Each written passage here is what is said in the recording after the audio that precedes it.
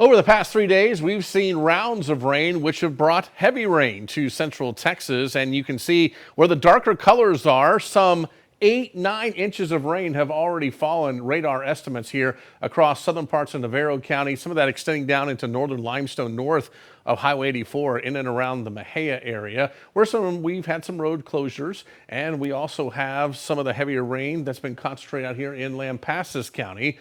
All that will continue to run into our lakes, and guess what? Another round of rain is likely tonight. So a flood watch is in effect for the majority of central Texas and the Brazos Valley, with the exception of San Saba County. Now, within this flood watch, I really think it's Waco, Temple, Killeen, down to Bryan College Station. That's where the highest amounts of rain will likely be as we head through the overnight hours. 2 to 4 inches of rain, isolated 5 to 7 inch totals. Yes, you read that right.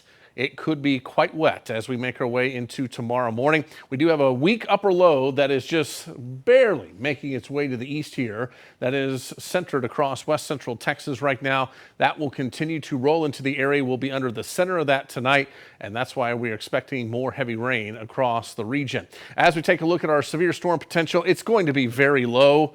I can't rule out that we may see a little bit of hail and some gusty winds and some of the stronger thunderstorms, but I think maybe 1 or 2, and that's probably going to be about it. Flooding, that is the number one concern, and we do have that in the high category, 7 out of 10 across the area. So let's take a look at our future track showing things starting to fire up as we head into the evening and overnight hours. By 10 o'clock, scattered thunderstorms developing, locally heavy rain already starting to pop up. And then that just doesn't move along the I-35 corridor from about 10 p.m. to 3 a.m. So we are going to be seeing locally heavy rain here. That begins to shift off to the east as we head into sunrise Thursday morning. And the heaviest of the rain could be down in the Brazos Valley up to about Fairfield or so, with Waco, Temple, Killeen on the back edge here. Then that continues to push east as we head toward lunchtime on Thursday. And then it starts to get out of here altogether by 5 o'clock. So not hopefully going to be lasting all day on Thursday, but the morning hours is what we're really going to have to watch for here in the area. And taking a look at additional rainfall totals, this is what this particular model says. Again, don't concentrate on the individual numbers, just concentrate on where the higher numbers are concentrated and where those colors are higher as well. 2 to 4 inches of additional rain, but within some of those bands, we could see locally higher totals than that across the region. So for tonight, temperatures working their way down into the upper 60s and lower 70s, which is actually just a hair below normal. And then for tomorrow, below normal temperatures once again, highs into the 80s, but that doesn't last too much longer around here. We'll go 83 on Thursday. Good chance of thunderstorms in the morning, tapering off in the afternoon.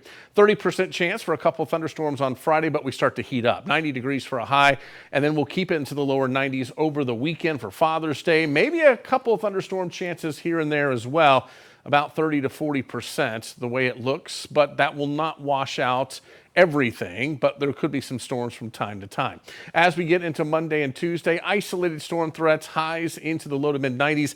That continues next week, but what you're not factoring in with these highs is the humidity. That'll make it feel like the mid to upper 90s. So it is going to be very steamy as we go into next week.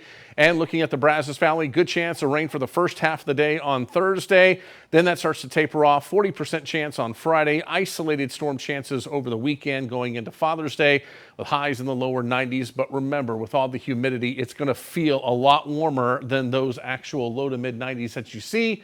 And we could even continue with some isolated thunderstorm chances into Monday and Tuesday of next week.